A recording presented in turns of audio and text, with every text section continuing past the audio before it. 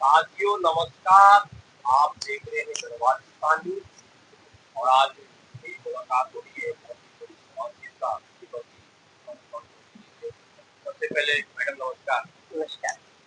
आपका गढ़वाल किसान चैनल में स्वागत है। धन्यवाद। मैडम जैसे कि आज उत्तराखंड की राजनीति में बहुत ही बड़ा इतिहास और अपने आप में बहुत ही महत्वपूर्ण और गौरवान्वित आज का दिन है, क्योंकि आज सीएम धामी जी के 5 वर्ष का कार्यकाल है हो गया है। क्या कहना चाहेंगे अपनी ओर से? सबसे पहले तो मैं धामी जी को हार्दिक धन्यवाद, हार्दिक अभिनंदन, हार्दिक शुभकामनाएं देना चाहूँगी कि धामी जी का 5 वर्ष पूरा हो रहा है मुख्यमंत्री के रूप में। और बहुत कम होता है कि पूरा हो, अधिकतर तो ऐसी रहे, कम कम साल में ही सरकारें टूटती रही हैं या चेंज हो गए मुख्यमंत्री। तो धामी जी का ये है कि हमसे तो काफी छोटे हैं धामी जी, और साथ में सैनिक के बेटे हैं। बचपन से वो, जैसे मोदी जी इसमें आरएसएस के स्वयंसेवक रहे, इस तरह से वो छोटे से हमने देखा भी हमने पेवेलियन ग्राउंड में। और धामी जी जो है काम करते आ रहे हैं, पहले प्रदेश अध्यक्ष भी रहे हैं। हमने जो काम बोले जरूर करे हैं उन्होंने, ये भी जांचा है कि सही है गलत है, और उसके बाद भी हमने कई कामों हमने देखा है धामी जी काम करते हैं। और जो है हम उनको हार्दिक शुभकामनाएं देते हैं कि धामी जी के 5 वर्ष मुख्यमंत्री के रूप में पूरे हो रहे हैं और उनके उज्जवल भविष्य की हम कामना करते हैं।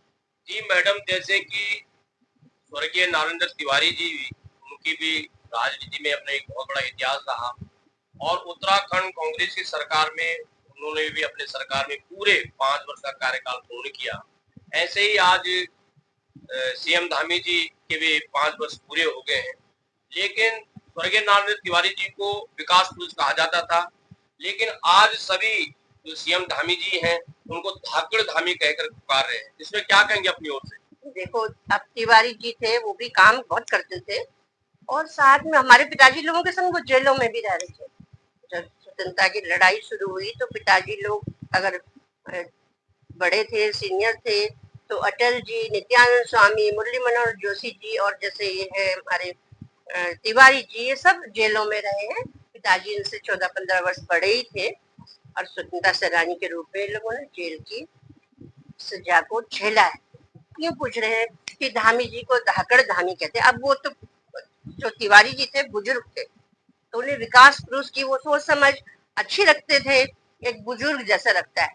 तो इसलिए वो जैसे लखनऊ में भी रहे, दिल्ली में भी रहे अच्छे अच्छे पदों पर, तो काम भी कराते रहे। वो इस तरह से काम कराते थे जैसे सब राज्यों में से भी कोई आ जाता था कि भाई हमें यहाँ कुछ इस तरह का काम चाहिए, ये चाहिए, तो वो देश के हिसाब से भी काम किया करते थे और अच्छे काम करते थे। लेकिन जो है धाकड़ धामी इसलिए कहें कि एक यंग एज है, और उसमें यदि हम काम कर रहे हैं तो उसका असर अलग दिखेगा। सब जगह जाया भी जाता है, तिवारी जी सब जगह नहीं जा पाते थे, तो उनके सचिव वगैरह या कोई ना कोई उनके संग नेगेटिव करते रहते थे। कई बार पता चलता है सचिवों ने कुछ भी कर लिया और तिवारी जी को पता ही नहीं है, या कांग्रेस की कोई और व्यक्ति कुछ गड़बड़ कर रहे तो तिवारी जी को नहीं पता चलता था। और वैसे उनकी विकासशीलता थी, वो अच्छा काम करते थे, लेकिन जो जगह जगह नहीं जा सकते या एकदम से वहां उपस्थित नहीं हो सकते, तो इसलिए जो है धाकड़ धामी यहाँ इसलिए कहते हैं, सब जगह चले जाते हैं धामी जी। चाहे कोई आपदा हो वहां भी पहुंचे हुए दिखेंगे, टीवी में, अखबारों में सुनने को मिलेगा और पढ़ने को मिलेगा, सुनने को मिलेगा लोगों से, देखो धामी जी उधर भी पहुंचे हुए। तो अभी भी हम पहाड़ गए थे तो उस समय भी धामी जी उस साइड वो गैरसैंण की तरफ आए हुए थे। तो जगह जगह जा रहे, तो इसलिए धाकड़ धामी भी कहते हैं कि फटाफट से काम चटपट से हो रहा है उत्तराखंड में, और 5 वर्ष पूरे हो रहे हैं। बड़ा मुश्किल होता है, इतनी राजनीति, इतना कंपटीशन हो रहा है, हर कोई सोच रहा है, कोई योग्य भी नहीं कि मैं ही बन जाऊं मुख्यमंत्री।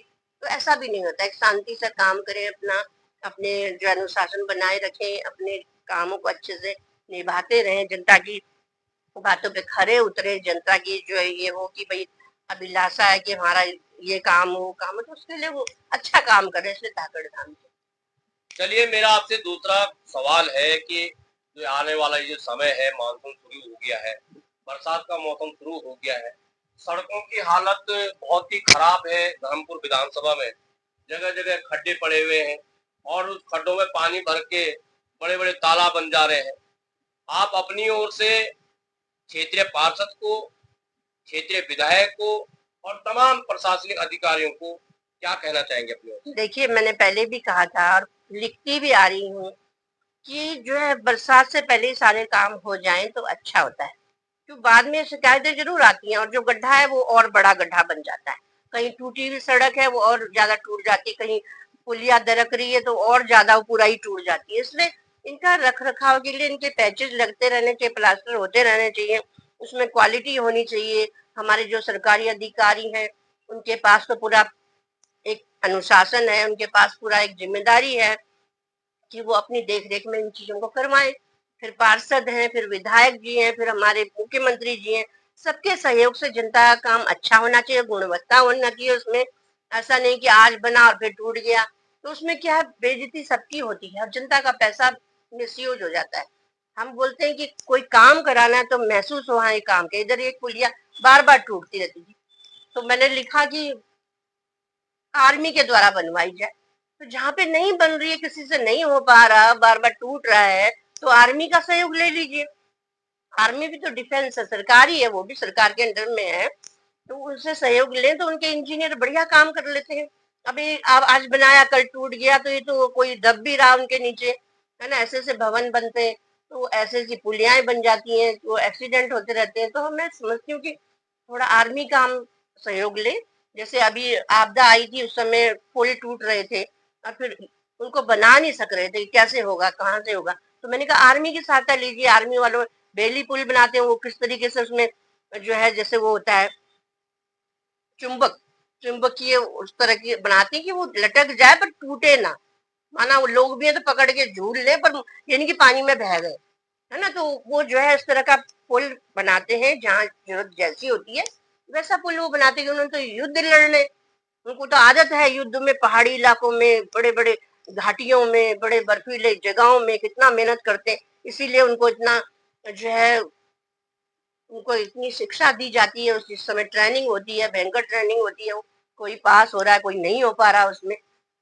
तो उनका सहयोग अगर सरकार लेती रहेगी, केंद्रीय सरकार भी, राज्य सरकारें भी, तो कहीं भी नेगेटिव नहीं होगा और जनता के काम होंगे सबसे अच्छे। जहां पर पहाड़ी इलाकों में नहीं हो रहा, अब देखो सुरंगें बन रही हैं, कहीं कुछ हो रहा है, जहां नहीं हो पाता है वहां आर्मी का सहयोग जरूर लीजिए।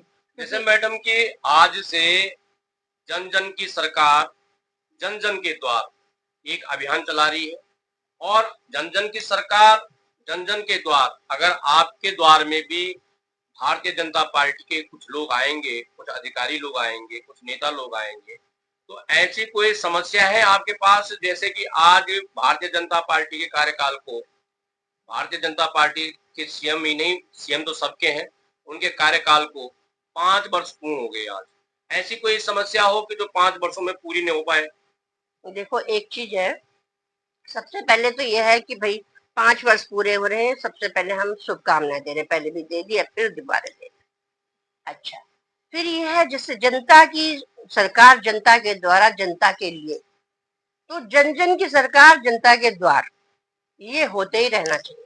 मैंने तो डीएम सर को भी पहले लिखा था, उससे पहले भी जब कई और डीएम भी रहे, कि जो जनता के लिए स्पेशल मीटिंगें, जिस दिन वो वहाँ मिले सबके सब, और डीएम महोदय भी वहां पर हो, इसी तरह मुख्यमंत्री जी की भी हो मीटिंगें।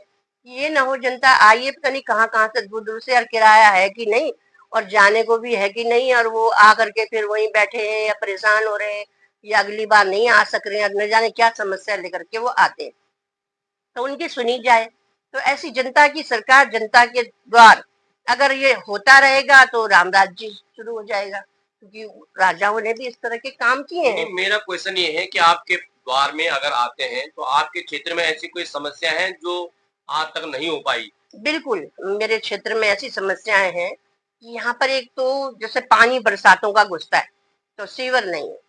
नंबर 2, यहाँ पर मरकरी लाइट नहीं होती है, अगर लगा दी जाती है फिर कई सालों के बाद वो खत्म है, अंधेरा ही अंधेरा, चौराहे पे बिल्कुल अंधेरा। अच्छा, नंबर 3, गाजर घास इतना पनप रहा है, तो मैं सारी जगह देख रही हूँ, हमारे क्षेत्र में क्या, पूरे उत्तराखंड में क्या, देश में भी होगा। ये गाजर घास जो है समूल नष्ट होना चाहिए।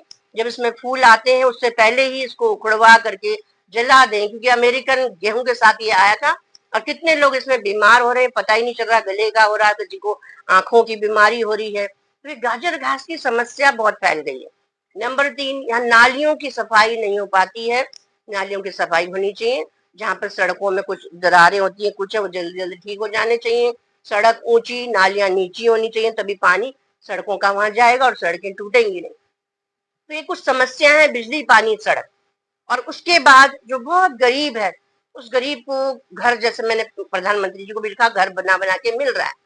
तो अच्छे से जो है घर ये न रहे कोई गरीब छूट जाए, उनको घर मिलना चाहिए। इसी तरह राशन पानी भी लिखा था, तो वो चल ही रहा है राशन पानी गरीबों को। गरीबों को मिलते रहना चाहिए, कभी बंद नहीं होना चाहिए। कोई सरकार हो, बंद नहीं होना चाहिए, ऐसा पक्का कानून बन जाना चाहिए। क्योंकि गरीब क्या है ना, वो परेशान है। गरीब जो होता है उसको ये है सुबह से शाम तक अपने खाने का, बच्चों के खाने का, इसी का ध्यान करना है। नौकरी नहीं मिली है, ना उसे रोजगार मिल रहा है, तो वो बड़े परेशान है। तो इस तरह से कोई परेशान देश में ना हो। और जो है इसी तरह पशु पक्षियों के लिए भी हो, कि पशु पक्षी भी हमारे ये हैं कि सभी एक दूसरे का जीवन है। कि इंसान अगर ठीक रहता है तो कई पक्षी पशु ऐसे हैं जो स्वास्थ्य को सही रखने में मदद कर रहे हैं। वो गलत चीजों को खा लेते हैं या गलत चीजों को साफ कर लेते हैं प्रकृति से। तो ऐसे पशु पक्षियों का भी ध्यान रखना जरूरी है।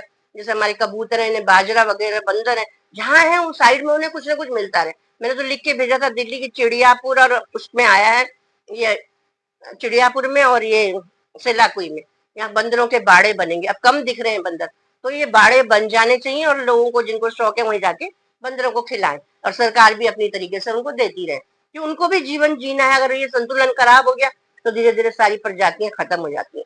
तो इंसान को जीना है तो औरों को भी जीना है, जिससे संतुलन बना रहे।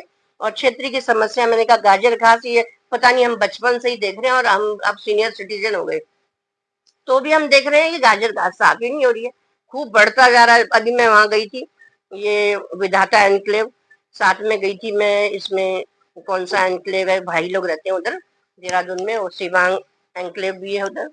और जो है उसमें वहां इतना गाजर घास, इतनी बढ़िया बढ़िया बिल्डिंग है, गाजर घास भी बढ़िया बढ़िया बिल्डिंगों की तरफ पनप रहा है। तो वो बीमारियों को ला रहा है। हम देख रहे हैं कि भैया चलो हमारे घर में नहीं, लेकिन हवा तो चल रही है, वो सारा प्रकृति के साथ हमारे आंखों में, नाक में, फेफड़ों में जा रहा है और लोग बीमार हो रहे हैं। बल्कि ग्रामीण क्षेत्रों में नहीं है तो वो हवा तो सब जगह ही चल रही है, वो उड़ करके पता नहीं मीलों दूर चला जाता है और वहां भी उग जाता है। तो ये गाजर घास तो समूल नष्ट होना चाहिए, इसके लिए एक अभियान बनना चाहिए। संस्थाओं का भी सहयोग लेना चाहिए, जो संस्था अच्छा काम करके दे उसको, उनको दस्ताने वगैरह भी दिए जाए, गाजर घास को डायरेक्ट हाथ से न पकड़े, कि वो हाथों में भी इन्फेक्शन, कुछ और प्रॉब्लम, सुन्नपना इस तरह से ला देता है। और वो जो है गाजर घास का सफाया इस तरह से एक बार हो जाए ना, तो फिर कम होगा, फिर धीरे धीरे पूरा ही कम हो जाए। तो ये चीजें जो है हमारे क्षेत्रों से हटनी चाहिए, पूरे उत्तराखंड से, पूरे देश से हटनी चाहिए, और संसार में तो वहां से भी हटनी। साथियों, आप देख रहे हैं गढ़वाल किसान न्यूज। अभी आपने मैडम के विचार देखे होंगे, विचार सुने होंगे। गढ़वाल किसान न्यूज से हरीश चंद्रा, नमस्कार।